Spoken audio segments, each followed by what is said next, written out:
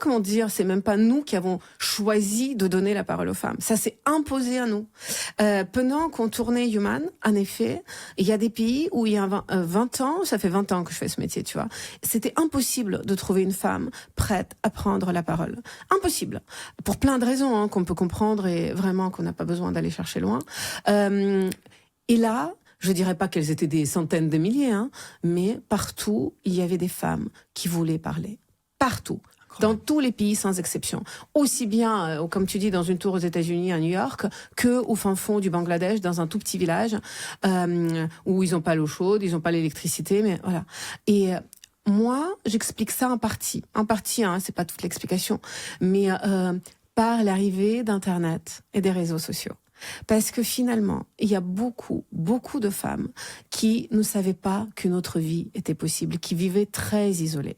Et pour qui, en fait, cette existence était la seule qui était possible, puisque leur mère avait vécu comme ça.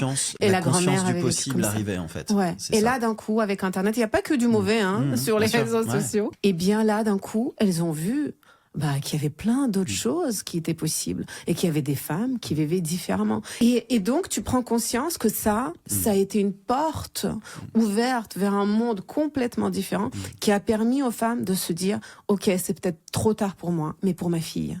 Moi, je veux pas qu'elle vive la même chose que moi, que ma mère, ma grand-mère, etc. Moi, je veux une autre vie pour elle, puisque je sais que ça existe. » Et c'est comme ça que ces femmes-là ont été prêtes à prendre la parole pour essayer de provoquer le changement. Et on s'est dit, il faut une vraie place, un vrai endroit où elles auront tout l'espace pour pouvoir s'exprimer.